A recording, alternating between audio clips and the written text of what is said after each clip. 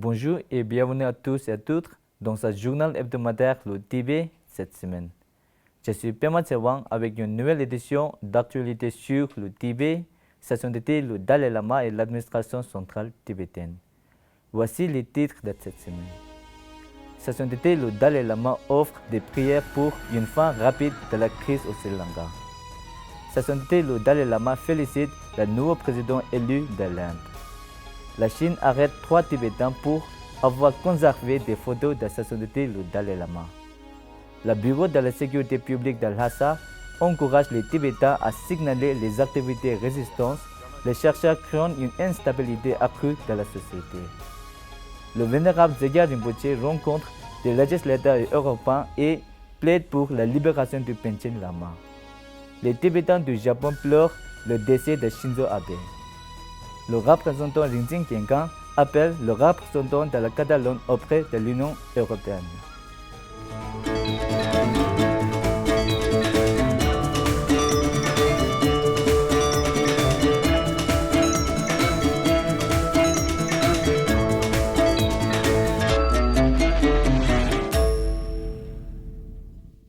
Sa sainteté, le Dalai Lama a exprimé sa profonde tristesse face à la crise qui se développe au Sri Lanka et offert des prières qu'elle prenne fin rapidement.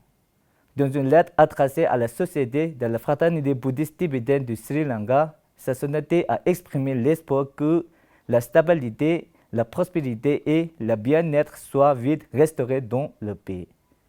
Sa Sainteté, le Dalai Lama se trouve actuellement dans la région du nord-est de l'Inde, à l'E-Ladakh, où il doit commencer ses enseignements à la fin du mois.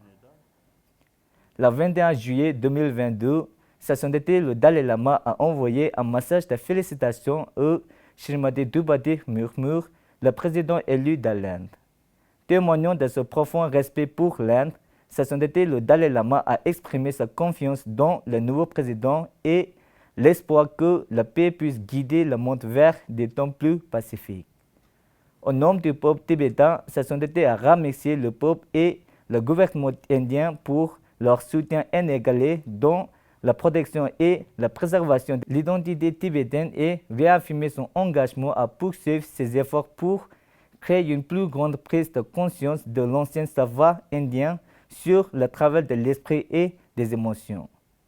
Drupadi Murmur, ancienne gouverneure du Jharkhand, est la première femme tribale élue au plus haut poste du pays, dont elle est le 15e président en obtenant 64,3% du total des voix. Selon un récent rapport, un Tibétain anonyme âgé de 60 ans, originaire du comté de Khaltse, a été arrêté par les autorités chinoises au mois de juin et sévèrement battu pour avoir prétendument exposé chez lui un portrait géant de sa sainteté, le Dalai Lama. Lors d'un raid inopiné, la police a trouvé le portrait et l'a immédiatement confisqué. Le rapport indique que l'homme était en parfaite santé avant son arrestation, mais que sa santé se serait détériorée pendant sa détention en raison des coups et des tortures qu'il a subies. Pendant sa garde à vue, la source a déclaré que l'homme a dû se rendre à l'hôpital, bien que la raison n'en soit pas claire. Dans un autre rapport, 2 sœurs tibétaines, Dzumgar et Yudje, originaires du comté d'Amdo, dans la région tibétaine de Narshu, ont également été arrêtées et placées en détention, respectivement le 23 juin et le 11 juillet, après avoir été accusées de conserver des portraits de Sa Sainteté, le Dalai Lama, à leur domicile. Yudje est accusé d'avoir agi de concert avec sa sœur Dzumgar pour avoir conservé une photo de Dalai Lama à leur domicile. Elle serait détenue dans un centre de détention à Lhasa. Le rapport indique que les autorités chinoises ont intensifié leur répression à l'encontre des Tibétains dans les jours qui ont entouré le 87e anniversaire du Dalai Lama, le 6 juillet, que de nombreux Tibétains ont célébré malgré de lourdes restrictions. Quelques jours avant le 87e anniversaire de Sa Sainteté, le Dalai Lama, le 6 juillet, le Bureau de la sécurité publique de la municipalité de Lhasa a publié un avis public promettant de fortes récompenses aux Tibétains qui dénoncent des opinions dissidentes et des activités pro-indépendance considérées comme des infractions criminelles contre la sécurité de l'État selon l'avis publié. Le directeur du Tibet Policy Institute, Dawat Siring, a déclaré que tel avis du gouvernement chinois n'a fait que semer le doute parmi les Tibétains et accroître les tensions dans la société.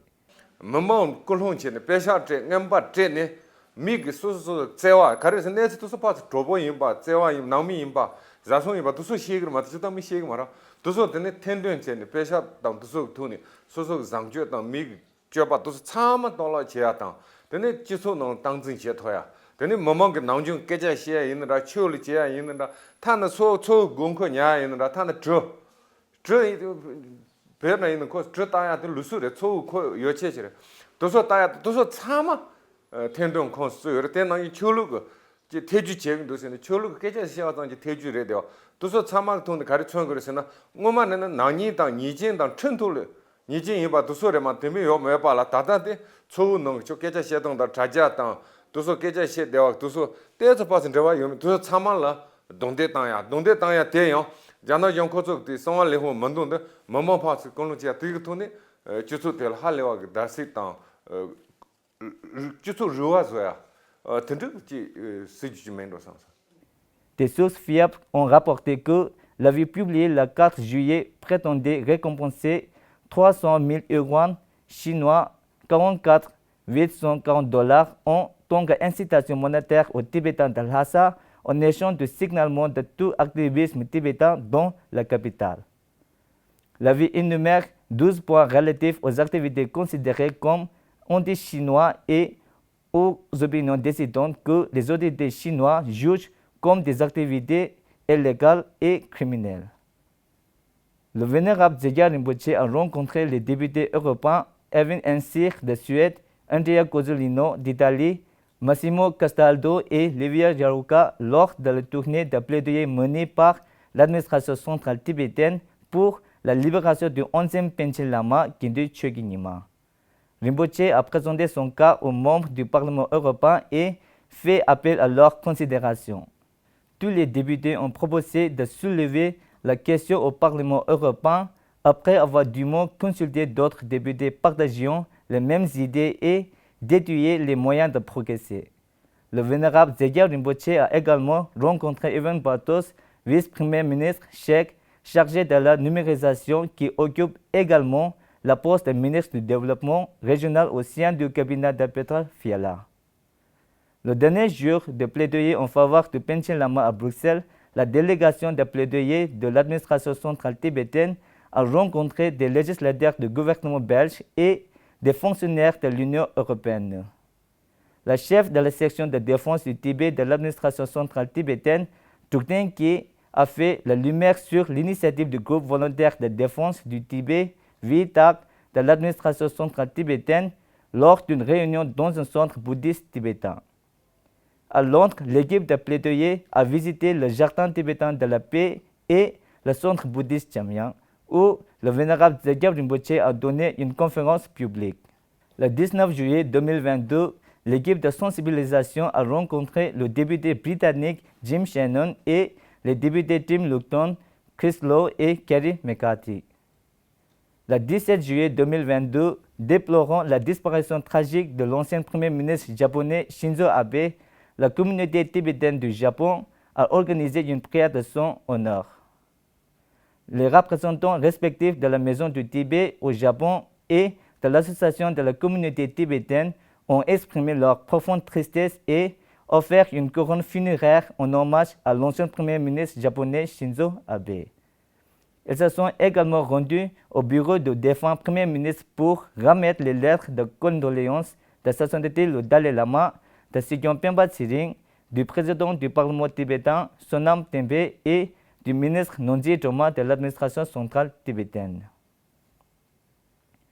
Le 20 juillet 2022, le représentant Rinzing Genkan du bureau du Tibet à Bruxelles a rendu une visite de courtoisie à l'honorable Golgal Nord, représentant du gouvernement de la Catalogne auprès de l'Union européenne, à leur bureau dans les quartiers de l'Union européenne.